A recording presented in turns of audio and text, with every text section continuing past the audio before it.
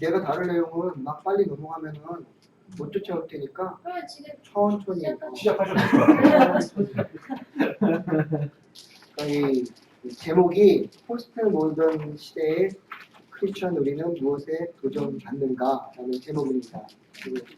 기도하고 시작하겠습니다. 사랑의 하나님 감사합니다. 이 땅을 살아가며 아버지의 백성으로 승리하는 삶을 살기를 원합니다. 주님, 주께서 저희의 눈을 여시고 또 무엇이 아버지 하나님께서 우리에게 허락해 주신 것이며 무엇이 그것을 가리는 거짓인지를 주님 알게 하시고 주의 지혜로 그것을 분별하게 도와주시옵소서. 이 땅을 살아가는 많은 사람들이 있습니다. 하지만 아버지 하나님을 믿는 믿음으로 아버지께서 우리를 만드신 그 목적으로 살아가려는 저희가 아버지 그 목적대로 아버지의 일을 이루며 살아갈 수 있도록 도와주실 것을 믿습니다. 이 세션에서 우리 사랑하는 형제 자매들 주의 모습을 보게 하시고 그리고 주의 모습이 아닌 것들을 나누며 이 땅에 구별된 백성으로 살아갈 도전을 받기를 원하오니 함께해 주시기를 간절히 기도드립니다. 이 모든 기도 살아계신 주 예수 그리스도의 이름으로 드립니다. 네. 그래서 제목이 너무 거창해서 내가 전체적인 스트럭처를 한번 얘기해 드릴게요. 지금 포스트 모더니즘은 우리가 살아가고 있는 시대를 지칭할 때 얘기하는 거예요. 이 시대가 포스트 모던한 시대다. 모더니즘이 지배하는 시대라고 얘기를 하는데 너무나 광범위해요. 너무나 광범위하고 사실 그 안에서도 서로 비판하고 왜 그런 일이 생기냐면은 아직도 이게 정립되지 않았기 때문이에요. 이게 정립되고 있는 기간 그 과정 중에서 우리가 바로 이것이 포스트 모더니즘이다라고 딱 단정 지을 수 없다는 게 하나의 결론으로 벌써 나 있는 거죠. 그러니까 우리 자체가 애매한 개념을 갖고 있는데 과연 우리가 우리의 초점을 그 애매모호한 개념들에 맞춰야 되냐는 거예요. 왜냐? 포스트 모더니즘에서 얘기하고 있는 가장 핵심적인 거는 그냥 절대적인 진리가 없다는 거예요. 각자가 상대적인 거기 때문에 우리가 이것이 가치 있다고 생각하면은 그게 의미가 있다고 하는데 정신없이 쫓아가다 보면 아주 악한 마귀의 교묘한 괴에 빠져서 바로 우리가 믿는 하나님을 놓치게 되는 거죠. 근데 너무나 광범위한 분야이기 때문에 그 중에서 가장 치명적인 거짓을 하나 예를 들 거예요. 그리고 그 예를 통해서 포스트 모더니즘이 무엇인지를 한번 설명해 보려고 하는 겁니다. 정확히 말해서 이 세미나의 목적은 하나님께서 얘기하셨어요. 너희들은 세상에 속해서 살아가지만 그 세상에 속한 백성이 아니고 그 세상을 쫓아가는 백성이 아니라고. 즉 바다에 사는 물고기를 예를 드시는 분들이 많아요. 왜냐하면 바다에 사는 물고기를 잡았는데 우리는 소금을 뿌리면서 요리를 한다는 거죠. 왜 짠물에 산에서 잡은 물고기를 소금물을 치냐면은 그 물고기는 짠 바닷물에서 살지만 자신은 몸이 짜지 않아요. 그러니까 우리가 요리할 때 소금을 쳐야 되는 거예요. 그렇듯이 우리가 살아가는 시대가 어둡고 그리고 하나님에게 등을 돌리는 세상일지라도 그 안에서 살아가는 우리가 구별된 백성으로 살아갈 수 있다는 그 확신, 그리고 승리하신 예수 그리스도처럼 우리도 승리할 수 있다는 그 믿음으로 살아가자는 게 바로 이 세미나의 목적입니다. 그래서 제일 지루한 슬라이드예요. 제일 지루한. 글자도 제일 많아요. 그러니까 당황하지 마시고, 그리고 한국말도 제일 많은 슬라이드예요. 자, 포스트 모더니즘은 포스트 플러스 모더니즘이에요. 그래서 우리가 모더니즘이 뭔지를 규정을 하면은 사실 포스트 모더니즘이 나와요. 그래서 모더니즘은 이성 중심적이고 합리적인 사고라고 얘기했는데 그 바탕을 가지고 추구하는 것은 보편적인 진리가 있고 절대적인 진리가 있다라는 믿음에서 출발을 한 거죠. 근데 포스트 모더니즘은 사실 많은 사람들이 얘기할 때 이 모더니즘을 발전시켰는데 변형시킨 거예요. 그러면서 이제 모더니즘이 내세우는 이성에 대해서 의문을 가한 다음에 오히려 각자가 느끼는 것, 즉 감성을 믿을 만한 가치 기준으로 얘기를 하면서 보편적인 가치 기준을 찾기보다는 상대적이라는 거예요. 상대적. 그것이 포스트 모더니즘이고 상대주의가 득세를 하면서 절대적인 진리에 대해서 큰 물음표를 가한 거죠. 근데 이게 사실은 갑자기 나타난 게 아니라 아마 인간이 가지게 된 가장 첫 번째 영적인 전투라고 해야 되나?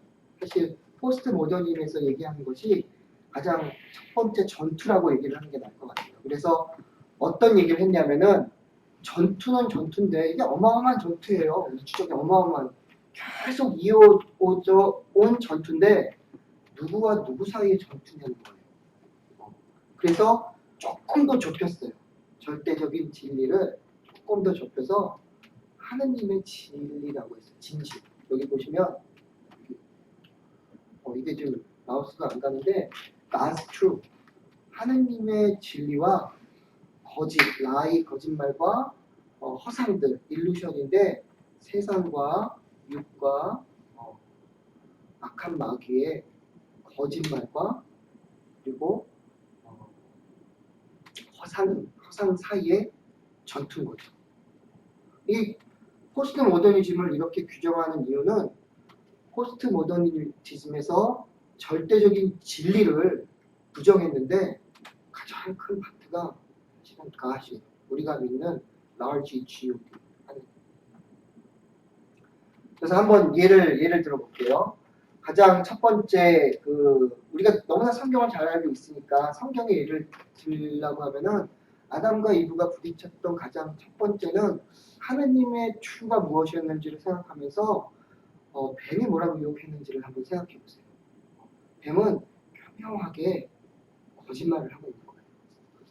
일루션을, 허상을 보여주고 있는 거예요. 살짝 그러니까 투입했다고 해야 되는 거죠. 그리고 사실 과학이라는 이름으로 이 하나님의 진리와 그다음에 거짓이 싸웠던 또 첫 번째 그 전쟁 중에 하나는 배틀 중에 하나는 창조론과 진화론. 그때 진화론을 백업했던 도구 중에 하나가 과학이라는 도구를 썼어요. 우리가 머리로 이해할 수 있는 이성. 그 다음에 이런 우리가 이 땅을 살아가는 우리가 또 부딪히는 거는 하나님이 만드신 목적대로 살려는 우리와 또는 하나님이 되려는 그러니까 우리가 죄라고 얘기하는 거죠. 하나님 없이 살 수 있고 내 인생은 나의 것이라는 노래 누가 불렀죠? 아주 옛날 노래인데 모르죠. 내 인생은 나의 내 인생은 나의 것. 90년대 초반인 것 같은데. 그것처럼 자기 인생 자기가 살겠다는 거죠. 하나님. 근데 한쪽에서는 하나님을 믿는 사람들은 하나님이 만드신 목적을 우리가 맞게 살겠다는 거죠. 여러분도 아시겠지만 죄를 지칭하는 히브리어 성범이가 매번 얘기하는 히브리어 기억나세요? 하마르타나? 하마르타나 죄를 지칭하는 그 히브리어의 뜻은 활을 쐈을 때 그 활이 그 타겟을 하고 있는 그 목표 지점을 빗나가거나 도달하지 못하는 것이 그 죄를 정의하는 히브리 용어예요. 그러니까 사실 우리가 무슨 나쁜 짓을 해서 남에게 해를 주는 것이 아니라 하느님의 목적에 우리가 도달을 못하거나 그 만드신 목적을 빗나가게 되면은 그게 우리한테 죄가 된다는 거예요. 그러니까 하느님의 목적으로 살려는 사람과 그렇지 않은 사람. 그 진리와 하느님의 진실과 거짓의 싸움인데 이게 오늘 얘기를 쭉 전개하다 보면은 우리를 사랑하신 신이신 하나님과 지금 현재 우리가 살고 있는 세상에서 누구와의 또 전쟁이냐면은 외계인과의 전쟁이 됐어요. 한번 왜 그런 일들이 생겼는지를 하나의 작은 주제로 국한을 했는데 그 주제가 가장 치명적인 거짓말 중에 하나인 것을 골랐어요. 가장 치명적인 거짓말인 포스트 모더니즘. 이게 뭔지 알겠어요? 그게 신이 없다라는 거예요. 무신론자. 신이 없다. 그러니까 신이 없는 세상에서 어떤 일들이 역사적으로 생겼고 왜 그런 사람들의 행동이 어떤 배경에 의해서 뒷받침이 됐는지 보면은 바로 포스트 모더니즘의 가장 큰 허상 중에 하나인 신이 없다라는 그 주제로 우리가 한번 생각해 보자는 거예요. 여기서부터는 조금 더 템포를 낮춰야 돼요. 조금 더 템포를. 자, 4명이에요. 이 4명이 무신론자를 되게 이상하게 생겼죠, 그때. 근데 리처드 다우킨스라는 이 사람은 2006년도에 베스트셀러, 이 책이 바로 베스트셀러예요. 이 하느님의 망상이라는 제목으로 했죠. 이 사람은 얘기하는 게 절대적인 신은 있지도 않았고 그것은 인간이 망상으로 만들어냈다는 거예요.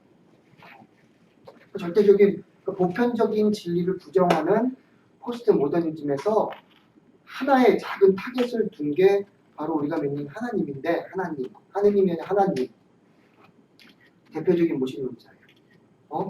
God is not great. 아주 작게 가수 썼어요. 그 두 번째 책을 쓴 사람은 달변가예요. 크리스토퍼 히첸이라는 굉장한 달변가. 이 사람 강연을 한번 들으면은 혹 간대.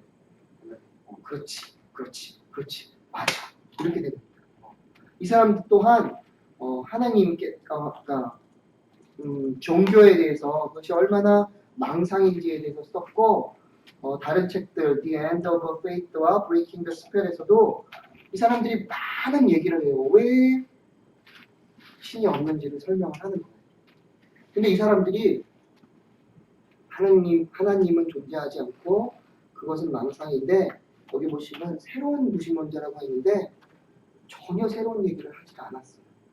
이 사람들은 옛날에 앞서 있었던 얘기들을 근거로 대면서 이러해서 신이 없다라고 얘기했어요. 오늘 할 얘기는 그걸 한번 얘기해 보자는 거예요. 가세 추와 라이, 거짓과 일루션이 있는데 어떻게 그런 일이 생겼고 실제적으로 그렇게 우리가 보기에는 뭔가 말이 안 되는 일들로 수많은 사람들이 죽게 되고 그런 말이 안 되는 이유로 어떤 한 사람이 얘기한 그런 주제로 많은 영화들이 만들어져서 그냥 우리는 그걸 보고 있는 거예요. 아무 생각도 없이. 그걸 생각해보자는 거예요. 무엇이 진실인지. 그래서 제일 처음에 시작은 1859년 찰스 다윈이에요. 찰스 다윈이 무슨 얘기했는지 아시죠? The origin of species by means of natural selection. 이게 바로 진화론의 근거가 됐는데 많은 사람들이 그냥 어떻게 초점을 맞추냐면은 진화를 했다. 진화 과정을 통해서 인간이 나왔다라는 그 부분에 초점을 맺지만 사실 이 책의 가장 키포인트는 우리 생명체들이 한 셀에서 시작했다는 거예요. 그럼 그게 왜 하나님을 부정하는 거냐면은 하나님의 창조의 과정을 부정하는 거예요. 이거 작은 셀에서 그 다음 슬라이드 보시면 알겠지만 이런 식으로 진화가 이루어졌다는 거예요. 그래서 각각의 개체가 만들어진 게 아니라 한 셀에서 시작해서 우리가 진화를 했다는 거죠. 시간이 아주 오래 걸려요. 그리고 많은 과학적인 근거를 대고 같은 종에서 주로 되죠. 하지만 그 당시에도 종과 종 사이에 어떻게 그것이 건너뛰었는지에 대해서는 잘 설명을 못했고 그리고 현대에 와서는 그것은 거의 불가능하다라고 돌연변이가 생겼다 뭐 했다 별 얘기가 많은데 사실 조금씩 변한 진화의 증거는 있지만 점프한 증거는 하나도 없다는 거예요. 근데 이 사람이 1859년도에 찰스 다윈이 얘기한 바로 이 책에서 얘기한 내추럴 셀렉션이 아직도 이성적으로 우리가 받아들인다고 하는 포스트 모더니즘 시대에서 많은 얘기 근거가 되고 있다는 거죠. 그래서 결국 인간이라는 초점을 찰스 다윈의 추리에서 보면은 원숭이에서 사람으로 진화를 했다는 거예요. 이 안에는 하느님을 닮은 형상, 이미지 오브 갓도 없고 내추럴 셀렉션이에요. 그게 진화한 거예요. 발전이 된 거예요. 그리고 우리를 사랑하시는 하나님도 없는 거니까. 그리고 사실 우리가 자발적으로 우리 양심이나 이런 것에 의해서 우리가 옆에 있는 우리 네이버를 사랑할 수는 있어도 이웃을 사랑하라고 얘기한 하나님도 없는 거예요. 사실. 그러니까 신과의 수직적인 관계도 없고 이웃과의 수평적인 관계도 없는 바로 이 내추럴 셀렉션. 한 작은 셀에서 발전해서 모든 생명체가 이뤘다는 것이 무신론의 기원이 된다는 것은 아주 놀라워요. 하지만 찰스 다윈이 이 이론을 얘기한 다음에 이 과학 분야에서 있었던 얘기가 돌아다니기 시작하는 거예요. 이 생각이 발이 달렸어요. 그래서 한 분야, 두 분야를 점프하면서 아무데나 그게 어플라이가 되기 시작했어요. 그 중에 대표적인 것이 바로 1년 후에 사회 유기체론이 나와요. 소셜 오르게니즘이라고 사회가 유기체처럼 이게 발전을 한다는 거예요. 근데 이거는 허버트 스펜서가 얘기했는데 이 얘기의 초점은 그러니까 1859년에 찰스 다윈이 얘기한 그 다윈의 이론을 가지고 그 아이디어를 사회에다가 어플라이를 했는데 뭐냐면은 생물학적인 유기체들이 진화하듯이 내추럴 셀렉션으로 사회 또한 복잡해지는 그 형태로 우리도 어나니너스가 뭐냐면은 같은 그런 비슷한 과정을 통해서 우리도 진화한다는 거예요. 사회가 진화를 한대요. 굉장히 그럴싸하잖아요. 그죠? 우리 사회도 복잡한데 진화를 하고 있다. 우리 발전을 한다. 그런 얘기예요. 근데 이 그 동물에게 적용됐던 그 이론이 휴먼 소사이어티 인간 사회에 적용되면서 어떤 얘기를 책에서 썼냐면은 내추럴 셀렉션이 그러면 사회의 내추럴 셀렉션이 뭐냐는 거예요. 그러니까 자연과학에서 얘기하는 내추럴 셀렉션은 뭐예요? 적자 생존이잖아요. 그럼 사회적으로 적자 생존이 뭐냐는 거예요. 사회에서 이게 무시무시한 생각이 되는 거예요. 사회에서 적자 생존은 뭐냐? 발전을 하려면 내추럴 셀렉션이 동물의 세계에서는 자연적으로 강자가 살아남고 약자가 도태되는 거잖아요. 그래서 우리가 진화, 발전되는 방향으로 간다고 했는데 그렇다면은 사회 발전의 방향은 어떻게 되냐 했을 때 페이리스트예요. 사회에 잘 적응하는 사람들은 살아남고 언핏은 죽어야 되는 거예요. 그래야 우리 사회가 발전되는 방향으로 나가는 거예요. 그럼 이 이론에 따르면은 어떤 얘기가 나오냐면은 언핏들을 도우려는 어떠한 노력이나 일들은 우리 사회의 발전을 저해하는 요소가 됩니다. 그게 뭐냐? 가난한 사람 돕지 마. 왜? 우리 사회가 발전을 해야 되는데 히리스트. 그러니까 이 사회 잘 적응하는 사람들에 의해서 발전을 해야 되는데 니네들이 그 행동은 우리 사회의 발전에 저해 요소라는 걸로 이 아이디어가 점프를 해버렸어요. 근데 생각해 보세요. 자연이 그렇게 발전을 한다는데 왜 우리 사회는 발전을 못하냐? Charity of the Force, 나 정신병원이나 이 정부에서 도와주는 프로그램이 우리 사회 발전을 저해한다. 그래서 must be stopped. 멈춰라. 하지 마라.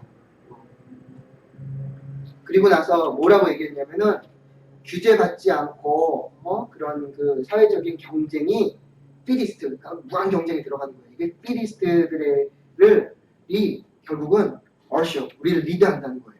어떤 데를 리드하냐면은 next stage of human evolution, 우리의 그 진화의 것을 발전시킨다고 얘기를 했어요. 그 다음에 그러니까 1860년에 얘기했는데 23년 후에 그러고 나서는 하나의 학설처럼 여겨지던 이런 얘기들이 포스트 모더니즘에서 끄집어냈지만 23년 후에 이 사람은 누구냐면은 찰스 다윈의 커즌이에요. 프랜시스 갈턴이라는 커즌이 뭐라고 얘기를 했냐면은 그러니까 이제 그러니까 인간의 능력과 그것의 개발에 대해서 우리가 좀 더 구체적인 생각을 해야 된다라는 얘기를 이 책에서 얘기를 한 거예요. 그가 이제 믿은 거는 뭐냐면은 우리가 구체적인 행동을 하지 않으면은 우리의 행동에 의해서 우리가 도태된다는 거죠. 우리가 거꾸로 가게 된다는 거죠. 그래서 그 얘기를 뭘 했냐면은 무시무시한 얘기를 했어요. 사회적으로 우리가 발전하기 위해서 언핏들은 우리당 안 된다는 거죠. 그리고 피리스트만 아이를 낳아야 된다는 거예요. 그러니까 우리가 사회적으로 우리 사회를 발전시키기 위해서는 언핏들은 도태시키고 이 잘 적응하는 것이 사실적으로 여러분들이 한번 생각해 보세요. 피리스트와 언핏을 판단하는 기준이 뭔지 누가 만듭니까? 벌써 이 단계에서 우리가 신의 관계로 올라가려는 생각이 벌써부터 싹 들기 시작한 거예요. 우리가 판단하겠다는 거예요. 피리스트와 언핏을. 그리고 그 사람들에게만 아이를 낳을 수 있게 해야지 우리 사회가 발전한다고 얘기를 했어요. 그 책에서. 그 다음에 무슨 얘기를 했냐면은 그러니까 우리가 어떤 구체적인 행동을 해야 되냐면은 애를 못 낳게 해야 된다. 그랬어요. 그리고 선택적으로 해서 우리가 피리스트들이 우리 사회를 우리 인간을 발전시킬 수 있는 방향으로 나아갈 수 있게 도와줘야 된다는 얘기를 한 거예요. 이게 1883년도의 얘기예요.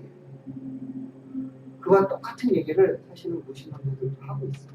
책에서. 근데 1889년에 유명한 사람이죠. 니체가 어떤 선언을 하게 되면은 트와일라이트 오브 아이돌스라는 책에서 우상의 황혼이라는 책에서 이 사람은 아주 그 독특한 생각을 이제 갖고 있는 사람인데 크리스천에 대해서 아주 독특한 생각을 갖고 있어요. 마르크스가 뭐라고 얘기했어요? 그러니까 그 기독교는 마약과 같다고 했는데 그게 뭐냐 하면은 사람들이 이게 뭐라고 하죠? 그 부르주아에 대항해서 혁명이 일어나야 되는데 그 기독교라는 거는 거기에 저항하지 않으려는 그러니까 뭐 쉽게 말해서 뭐라고 얘기하죠? 사랑과 이런 거를 얘기하는 거는 약자들이 그냥 강자들의 그 밑에 있으면서 나약하게 저항하지 않으려고 한다 이런 얘기를 했는데 이 사람은 거꾸로 얘기한 사람이에요. 야 기독교는 말이야 강자들에게 길티한 마음을 줘가지고 약자들에게 도와주려는 이런 게 있다. 그러니까 정확히 말해서 기독교가 우리 인간 사회를 도태시킨다는 얘기예요. 피리스트가 남고 언뜻은 도태시켜야 되는데 자꾸 강자들이 약자들을 도와주려는 마음을 주는 거예요. 그러니까 기독교가 우리 사회 발전을 막고 있다는 거예요. 그러면서 니체가 얘기한 가장 큰 얘기가 뭐냐면은 신은 죽었다는 거예요. 신은 죽었다라고 선언을 하고 그리고 우리 인류는 슈퍼맨으로 진화할 수 있다는 거예요. 우리를 내추럴 셀렉션에서 우리가 원하는 것에 도달할 수 있다라고 선언을 했어요. 니체는. 가장 포스트 모더니즘에 영향을 많이 준 철학자예요.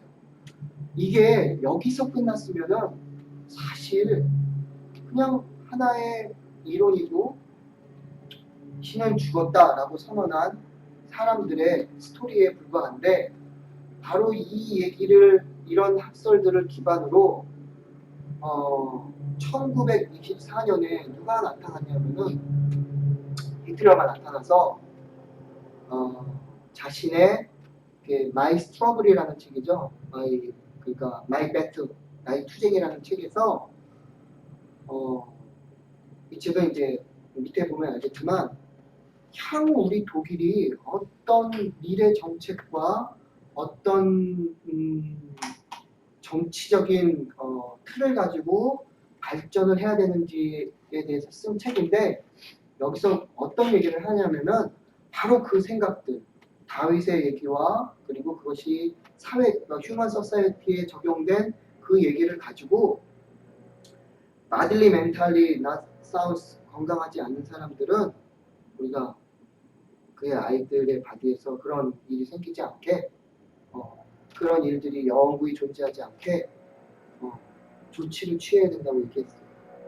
아시겠지만 그때 퓨어 아리안족에 대한 혈통에 대한 자부심을 가지고 가장 퓨어한 아리안을 만들겠다고 다윗이 그 꽃 가지고 했던 실험을 인간을 가지고 하는 그런 것도 많아요. 퓨어한 아리안이 가장 우수한 민족, 그러니까 쉽게 말해서 슈퍼맨이 가장 월등한 민족이라는 얘기예요. 그렇게 나왔는데 그의 강력한 지도하에서 법이 제정이 됐는데 이 법에 의하면은 유전적으로 디지즈가 있는 사람들의 후손을 막는 거예요. 그리고 실제적으로 독일에서 검사를 시작해가지고 그 검사에서 불합격한 사람들을 강제로 수술을 시켰어요. 너네들은 우리 사회, 이 독일 민족이 발전을 하는데 저해가 되기 때문에 얘는 애를 못 낳게 하는 거예요. 거기서 끝난 게 아니라 액션 T4라는 이런 프로젝트를 통해서 어떤 일을 하게 되냐면은 누가 언핏인지를 이제 선별하는 거예요. 그리고 그 선별된 사람들을 죽이기 시작했고 그런 행동 자체를 가지고 한 민족을 판단하기 시작한 거예요. 우리 유럽 역사에서 문제거리가 되는 두 민족. 하나가 주이시였고 하나가 집시였어요. 그들은 파이널 솔루션은 처음에는 그들 중에서도 언핏만 제거를 했는데 최종 결론은 뭐냐면은 그들은 없어져야 된다. 그러니까 아이디어가 발이 달렸다는 게 뭔지 알겠죠. 그리고 그 툴이 바로 한 사람에게 가서 그 강력한 과학적인 근거가 있다고 생각하고 그것을 사회에다 적용시킨 생각이 얼마나 수많은 사람들을 죽였는지를 보게 되는 거예요. 바로 그것은 하느님이 없는, 즉 하느님의 자리에 앉은 사람이 어떤 짓까지 할 수 있는지를 보여주는 거예요. 여기 진리가 없어요.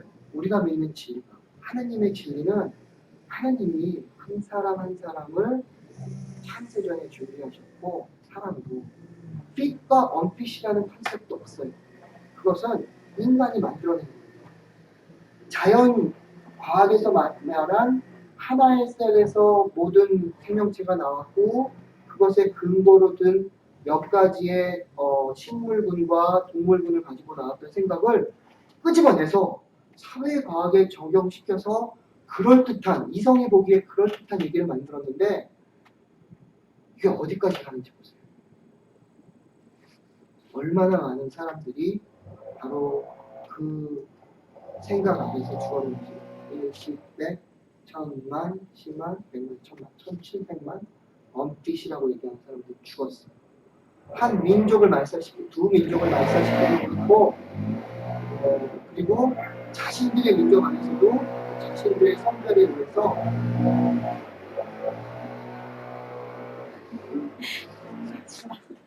네가 예약한 거야? 아니, 아니지? 나는 그런 적이 없는데. 졸려온 것 같은데. 아니, 주인 아주머니가 알아서 하시고. 그런 일이 생겼어요. 자, 그러면 그게 히틀러에서 끝나느냐? 이게 내가 보기에는 진성이가 아까 얘기했는데 진성이가 이 사람 만났을 것 같아요. 맞아요? 네? 네, 만난 걸 토크 들었어. 토크 들었다고. 프랜시스 크릭스. 이 사람 누구냐면은 DNA 이중 나선 발견한 제임스 왓슨하고 프랜시스 크릭스. 진성이가 아까 근데 한마디 툭 던졌죠. 그 사람 평이 안 좋다고. 진짜 아주 독특한 사람이에요. 근데 스칼라 중에서 원 오브 탑이에요, 이 사람이. 근데 이 사람이 DNA 연구를 하고, 그 다음에 아까 밑에 설명 보시면 알겠지만 아주 최고의 스칼라 중에 한 명이었는데, 이 사람이 어떤 얘기를 했냐면은, 나는 정직한 사람이야. 근데 내가 과학을 연구해 봤는데, 진화론의 약점이 뭔지 아세요? 진화론의 약점이? 오리진을 설명을 못해요. 오리진. 그러니까 그렇다면은 우리가 한 오리진에서 시작했다는데 그것이 어디서 왔냐는 거예요. 그랬을 때 오리진 of life가 이렇게 나타난 모멘트는 거의 기적이라는 거예요. 기적. 기적인데 그러면 우리는 알잖아요. 하느님이 그러면 뭐 이런 식으로 그런 얘기를 뭐 코스타에서 요즘 하고 있다는데 이 사람은 여기서 무슨 얘기를 했냐면은 그래서 우리 바이올로지스트는 야 디자인이 어떻게 되는지 우리 얘기하지 말자. 하지만 진화 쪽을 초점을 두는데 만약 사람들이 그 오리진에 대해서 묻는다면은 퍼스트 셀에 대해서 묻는다면은 하고 내세운 이론이 이거예요. 이거 한국말이 어렵더라고요. 범정설, 호자설 뭐 이러던데 외계에서 왔다는 거예요. 외계. 그 과학자가 그렇게 얘기했어요. 그렇지. 페이퍼 네, 이게 DNA를 이중나선을 연구한 사람이 프랜시스 크릭이 그 사람이 주장하고 있는 거예요. 판스페르미아라고 해서 외계에서 온 세포에 의해서 우리가 발전을 했다는 거예요. 절대로 하나님께 그 자리를 내줄 수 없는 사람. 지금 나 인디아나 존스라는 영화 참 좋아해요. 신나잖아 어릴 때 보고. 가장 최근에 본 인디아나 존스에서도 황당했어요. 나중에 우주선 날라가요. 피라미드 딱 나오는데 우주선 날라가요. 슈퍼맨 영화 좋아해요. 어릴 때 나 망토 들고 막 위에서 뛰어내리고 그랬어요. 이번에 새로 나온 슈퍼맨 영화에서 어떤 대사가 나오냐면은 얘가 지구에 가면 얘는 지구의 신이 될 거라는 그 대사가 나와요. 아빠가 보내면서. 그 다음에 나오는 영화 중에 아주 대표적인 이 사람 학설로 우리가 볼 수 있는 영화가 이 영화인데 이 영화 아세요? 제목이 뭐죠? 프로메테우스. 프로메테우스 그리스 신화에 나오는 사람인데 인간에게 불을 주고 이렇게 벌 받은 사람이에요. 이 영화에서 보면은 이렇게 우주선이 우리의 어떤 생명의 근원을 찾기 위해서 떠나는데 이 하얀색 외계인이 그것을 보는 가운데 외계인이 검은 액체를 마시면서 물속으로 분해되면서 그 DNA가 이렇게 퍼지는데 그 외계인 이름이 뭐냐면은 엔진이에요. 엔진. 그게 뭐냐면은 이 엔지니어가 인간을 디자인했다는 엔지니어. 엔지니어. 그러니까 신이 우리를 만들었다는 게 아니라 어떤 고도의 문명의 애들이 인간을 디자인했다는 거예요. 여기서 끝난 게 아니라 키아누스 리브스 걔가 무슨 영화나 나오는데 큰 나서 눈으로 막뺑 쏘고 막 이러고 막 버블이 날아가는 외계인 영화 있는데 거기서 보면은 외계인들이 디자인해서 인간을 퍼뜨려 놨는데 인간이 자기네들이 만들어낸 아름다운 자연을 파괴해서 그 자연을 회복시키려는 프로젝트를 가지고 왔어요. 그래서 어떤 여자나 많은 사람들이 걔를 도와주려고 했는데 그 프로젝트의 목적이 뭐였냐면은 이 자연이 살려면 인간을 제거하면 된다는 거예요. 그 심판적 외계인이 나타나는 거예요. 과학자 한 명이 이중나선을 연구한 과학자 한 명이 도저히 자기의 지식으로는 해결할 수 없는 오리지널 라이프를 아마도 다른 세계에서 왔을 거다라고 얘기를 했는데 그 영향을 받아서 우리가 보는 수많은 영화에서 그 얘기를 하고 있는 거예요. 이게 일루션이라는 거예요. 이게 라이라는 거예요. 여기에는 하나님도 없고 그리고 하나님께서 우리에게 성경을 통해서 전해주신 추가 없는 거예요. 포스트 모더니즘이 굉장히 복잡하고 어렵지만 하나하나의 각각의 우리는 무신론을 다뤘지만 얘기를 보면은 전체적인 히스토리는 다 이런 식인 거죠. 수많은 무시무시한 일들이 그 근거 없는 일에서 생기고 남을 판단하고 그리고 법으로 제정되지만 영화로 만들어지고 책으로 써지지만 그 생각들의 근원을 보면은 이게 일루션이고 바로 절대적 진리가 없는 세상에서 각자가 믿는 것을 각자의 감성이라고 얘기되는 각자의 능력으로 인간이라는 테두리 안에서 얘기한 것이 어떻게 돌아다니면서 말도 안 되는 일이 생기는데 그걸 사람들이 보고 믿게 되는지를 보여주는 거예요. 이 영화 사실은 프로메테우스라는 이 영화에서 많은 그 얘기가 그 프랜시스 크릭이 생명 기원에 대해서 얘기했던 그 범정서를 지지하기 때문에 이 영화가 만들어진 거예요. 그런 백그라운드가 있으니까. 그랬을 때 다시 한번 생각해 보죠. 우리가 솔직히 여기 있는 사람들이 다 공학을 공부한 거잖아요. 우리가 연구하고 있는 분야 중에서 우리는 생각을 해봐야 되는 거예요. 무엇이 하느님이 얘기하신 진리며 무엇이 우리가 듣고 있고 접하게 되는 거짓이며 일루션인지.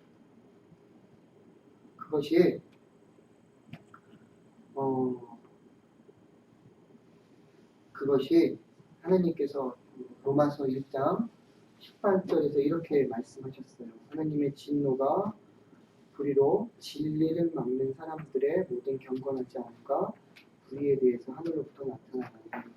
그러니까 우리가 믿음이 있잖아요. 예수 그리스도께서 성경에 말씀하신 대로 오셨고 예수 그리스도께서 성경에 말씀하신 대로 우리를 위해서 십자가에 박히셨고 예수 그리스도께서 성경에서 이야기한 대로 장사하시는 사흘 만에 부활하셨다는 그 믿음의 기반 아래서 우리가 성경에 나와 있는 진리들은 있는데 그 진리를 막는 사람들이 있다는 거예요. 이 성경 보죠.